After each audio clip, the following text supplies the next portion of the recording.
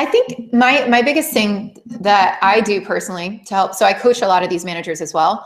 So when I run into a particularly difficult situation and I advise all my product managers to do the same type of thing, I sit there and I just say, why? Why are you doing that?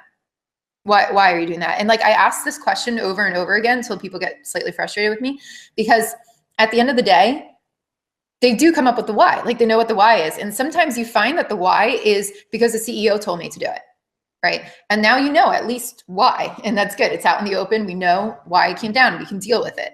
But if you don't ask why when people are giving you solutions, they never really think about it too. And I've had really good experiences with my product managers asking why we're doing certain things to their bosses. Like, I had one student who came to my class. She went back and talked to her manager and just said, I don't think we should be doing this. Like, why are we doing this? And they just had a really tough conversation about it.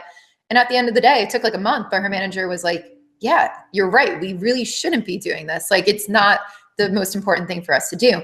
So you can start impacting that with just like a really simple question, just digging into why, trying to understand that.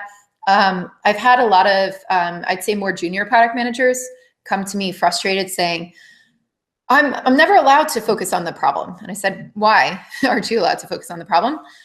It's because all my customers just give us the solutions and then we have to implement it. Or all my managers just give us the solutions and then we have to implement it. And then I asked them why, like, why do you have to implement it that way? Because they said so. And I'm like, well, is it the best thing to do? No. What's your job? To figure out what's the best thing to do. Okay, so go back to them. Try to dig into the problem, ask them the questions, try to get to the root of it. And then they do that. And I feel like senior product managers do that automatically. Like, people who are just getting new to it, this is a new concept for them. They don't really understand that piece. But as they dig in, they can focus on the problem. Then once they have that, they're given the autonomy to run with it. So sometimes it's more of a perceived environment than a real environment. I've met a lot of managers who are like, I would love my people to just run with this stuff, but they don't seem to be doing it. And then you go to the product managers and they say the same thing. Well, they're just giving me solutions. And I said, did you ever dig into it? Did you ever push back? Did you ever want to have a conversation with them? And the answer is usually no.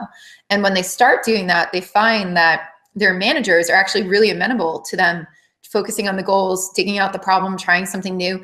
Like, they're looking for that pushback, but they just don't know how to communicate their thoughts, right? So I think a lot of our job is getting to the heart of the problem and surfacing that back up.